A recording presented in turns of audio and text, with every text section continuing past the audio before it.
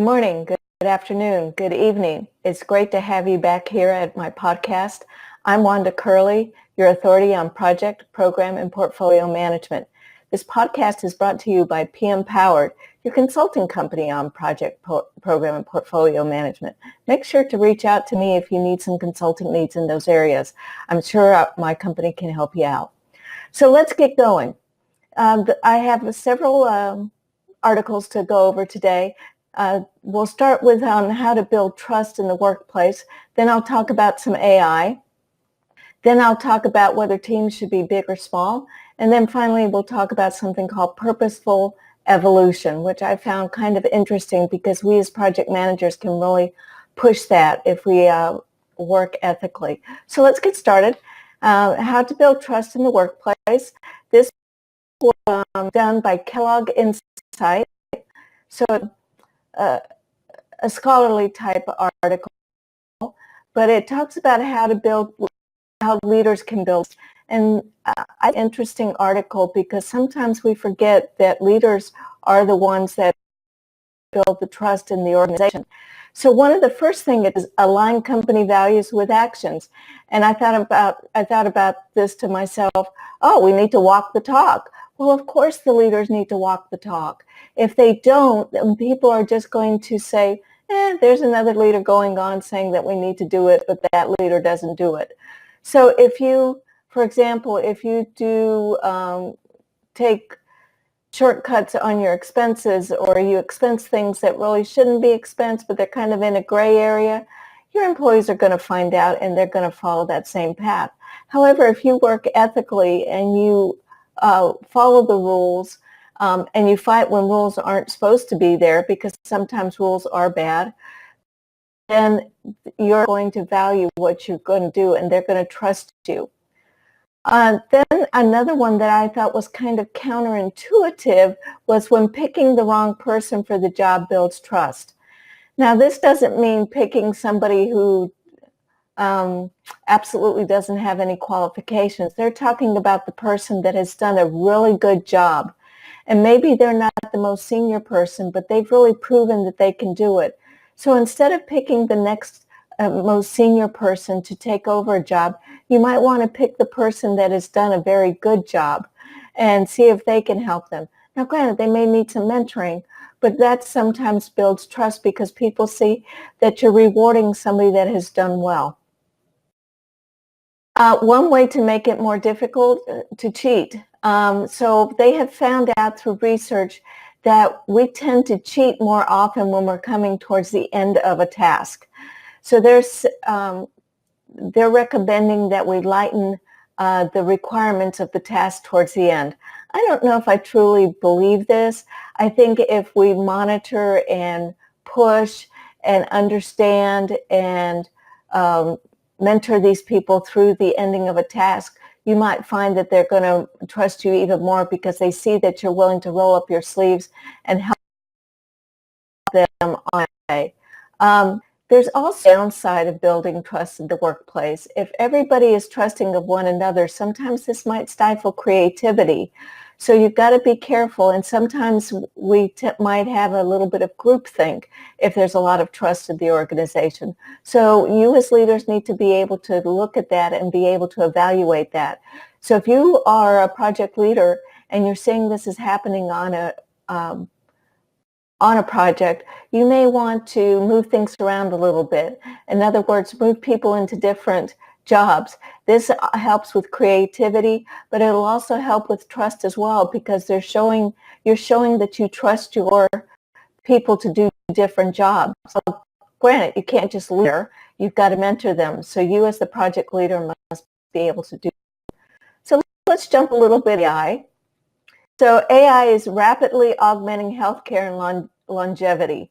I've talked about AI in healthcare for a long time, and we're just seeing that AI is going off on a geometrical slope when it comes to healthcare. And I think healthcare is not going to be anything like we know it now in 5 years or even in 10 years.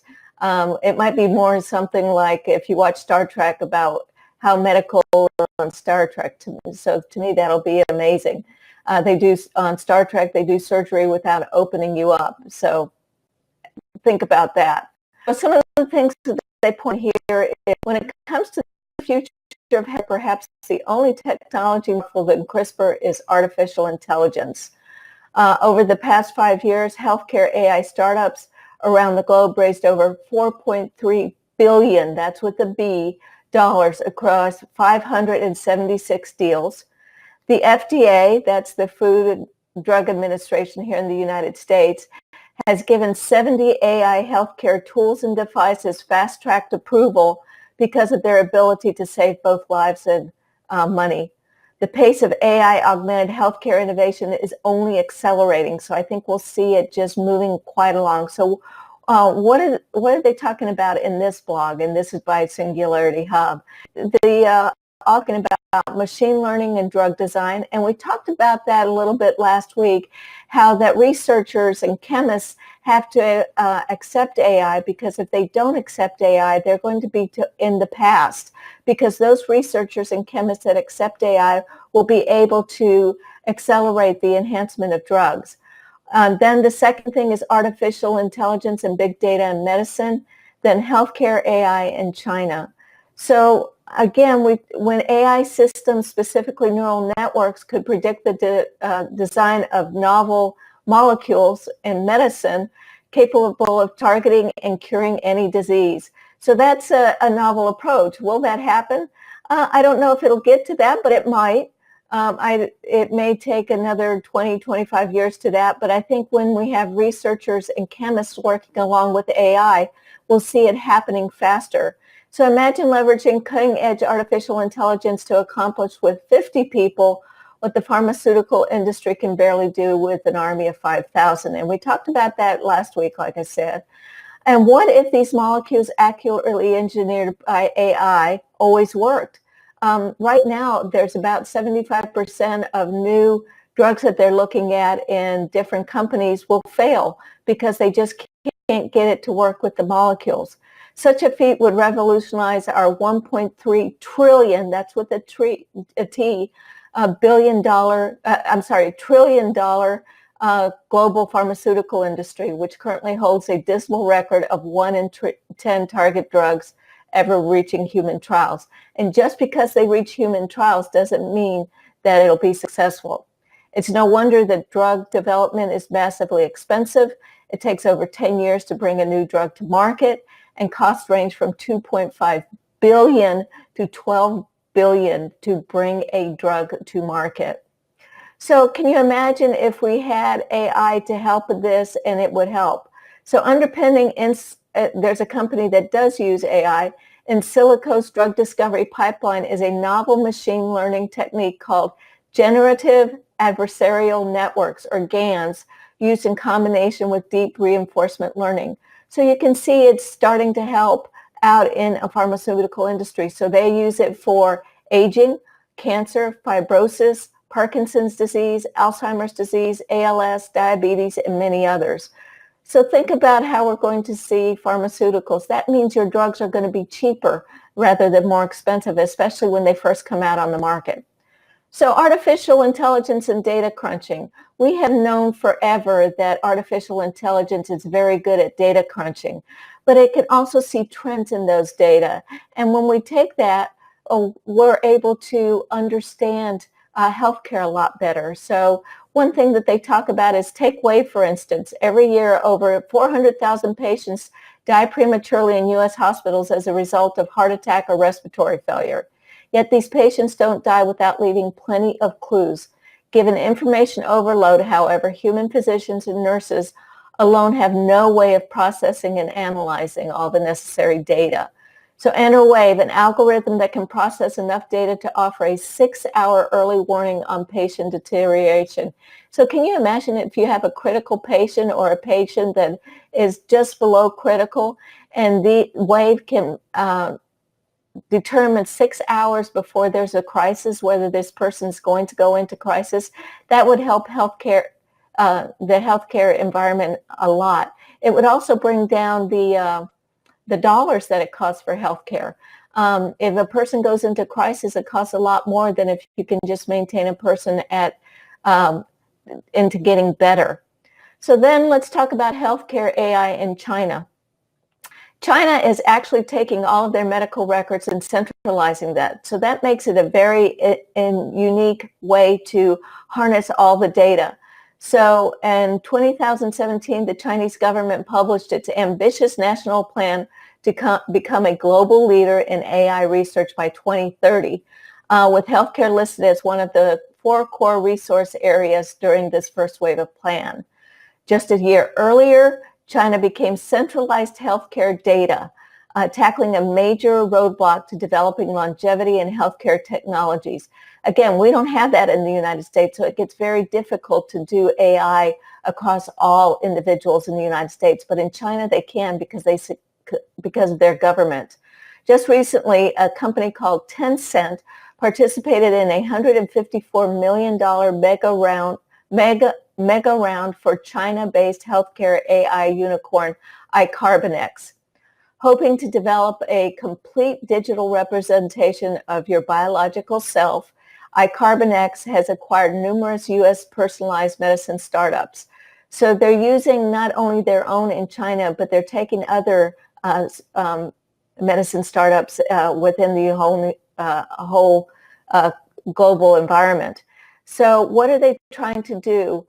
Considering Tencent's own MyYing healthcare AI platform aimed at assisting healthcare institutions in AI-driven cancer diagnostics, Tencent is quickly expanding into drug discovery space. We just talked about AI and drug discovery, participating in 2 multi-million-dollar US-based AI drug discovery deals just this year. So many pharmaceutical industries now have China helping out. And it's not only because China has cheap labor, it's also because China can harness AI and help them. So we need to understand how AI can harness drug and healthcare, and it will change the healthcare industry radically. So I'm looking forward to those project managers in healthcare, in pharmaceuticals that harness AI and help the researchers and chemists harness AI and bring healthcare into a whole new area. So let's change a little bit and combine AI with crowdsourcing, and what do you get? Turbocharged innovation. I don't want to go through this in detail, but I read it and I thought, wow, can you just imagine crowdsourcing? So they talk about crowdsourcing in about 3 different layers. And they talk about crowdsourcing with analogies because that helps the crowdsourcing. But think about this. If you work for a large company and you don't want to crowdsource outside of the company, but you still want to harness creativity, crowdsource within your company. Use AI to understand what the crowdsourcing is doing. You can harness all this data, and if you're on a project that is complex and seems to be at a standstill, crowdsource whatever is not resulting in the forward progression that you need for that project. Bring your project team together and see how you can crowdsource it.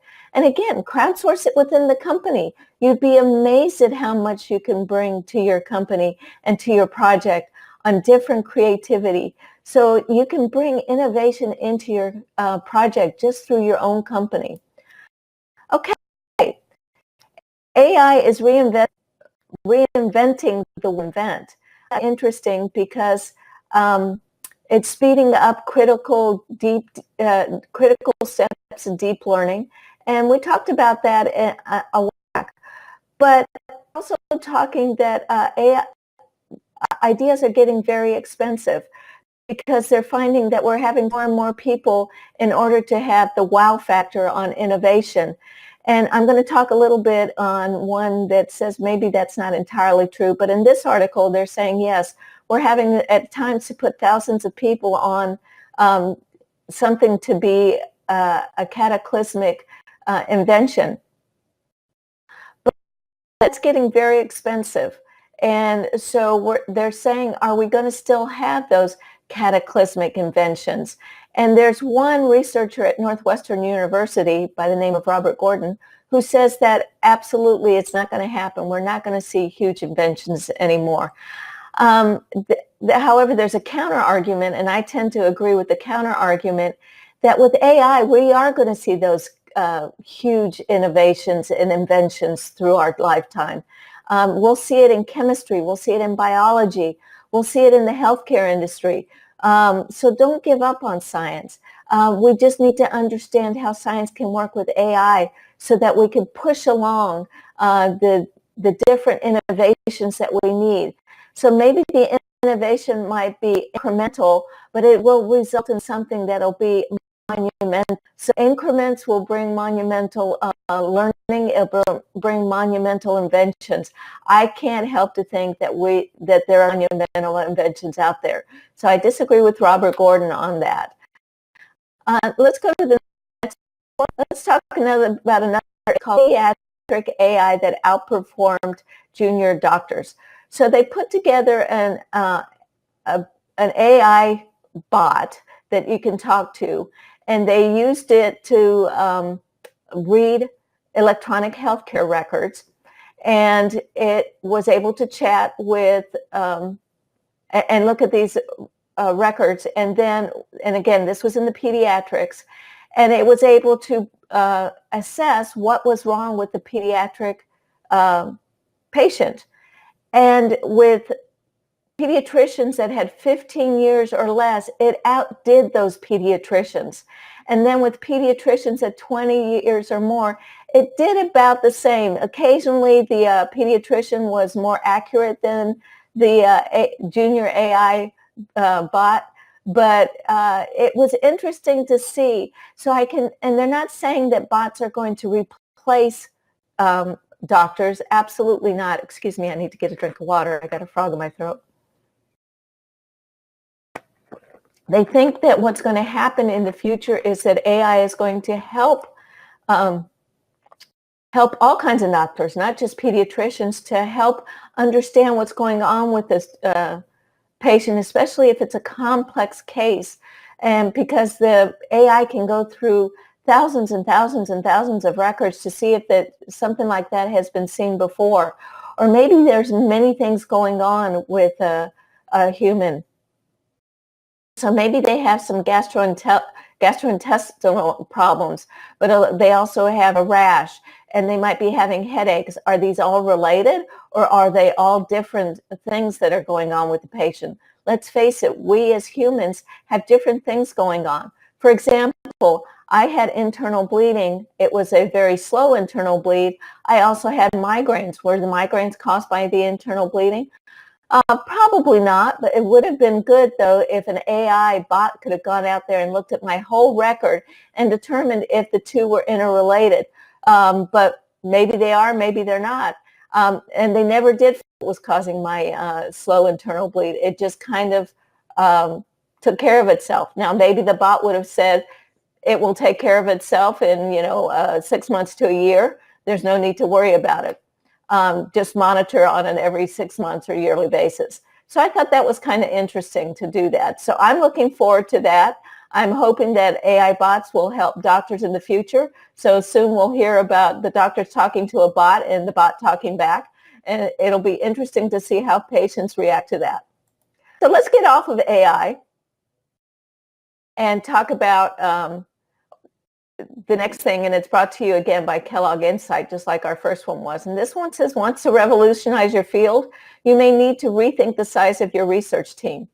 So this researcher went in and looked at and found that articles, scholarly articles that had hundreds and hundreds of authors on it, so researchers, tend to be cited more than ones that just have one or two. But there are those one or two that have had monumental results in their research.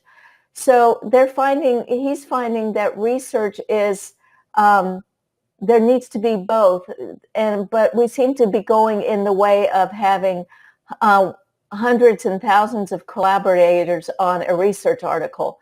And he's saying this is not necessarily where we need to go. He said there's just as good information found on research that is done by one or two people. And that's good news for me because I do research by myself and I do research with colleagues, but I never go on hundreds or thousands of co-authors.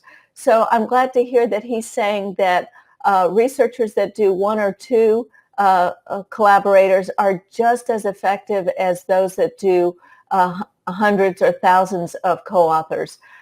They do different things, but they're still relatively important in the scholarly environment. So I want to bring in the last one, and it's called Purposeful Evolution, Creating an Ethical, Prosperous Future. So as I've said many, many times before on many of these podcasts, technology in and of itself is neither inherently good or inherently bad. It just is. And it's up to us to revolutionize and to use and purposely use this technology in an ethical and make it prosperous future. There's been sayings that said that if the technology is invented by a company, they will only use it for the future of their own clients and themselves. I hope that's not entirely true. Let's look at the internet. It has brought new learning to the whole world. And there are companies out there that want to bring the internet to everybody. I know in the city of Philadelphia, they have internet for the whole city, and they base it on your income. So there is a technology that bring it on. Now, again, the internet is not inherently good or bad. It's people that have decided how to use the internet to make it inherently good or bad. So there are people that do pornography on the internet. Some of you, to me, that is not a good use of it, and it won't be good, ethical, and prosperous future for our country. There's also the black web. There's people out there, or the dark web, sorry, not the black web, the dark web, where things happen. Is it good or bad? There's a lot of bad things that happen on the dark web, but there might be good things that are going on. I don't know. I've never been out there. But think of a new technology, AI. Again, it's not inherently good or bad, but we can use it for a good or bad thing. In healthcare, it's being used for great things. But in China, they might be using it for healthcare for different things as well. Because they can centralize everything, they might be able to use AI for something that is not good for the healthcare of the people. They might see trends in different things and decide not to help these people because they have these different kinds of trends. But anyway, it just brought to me the idea that we need to, as project managers, if you're working on a project, to make sure that you are doing a purposeful evolution. Is your company taking this technology to an ethical and prosperous future for all? I don't mean that you have to undermine the ROI or the bottom line for your company, but also bring it to your company that they might be able to use this for for giving back to the community, because many, many companies nowadays give back to the community. And so I would hope your company would do as well. I'm Wanda Curley, and I'm your authority on project, program, and portfolio management. I hope you have found this podcast informational from a project management, program management, and portfolio management basis, because we can see that throughout all of these that project managers are involved. This podcast was brought to you by PM Powered, your consulting company in project, program, and portfolio management. Please go to PM Current and follow me on Twitter, LinkedIn, YouTube, and Facebook. I'd love to have you following me and listening to all of my podcasts. They're very informative and can help you as a project manager, program manager, even or as a portfolio manager. Again, have a wonderful and blessed week. I'm Wanda Curley. You can contact me at wanda@pmpower.com, and I'd love to hear from you if you have any thoughts or you'd like to debate any of these areas that I've talked about, or if you want to, if you are a project manager on any of them. Please contact me again, wanda@pmpower.com. It's good to talk to you, and I'll talk to you next week.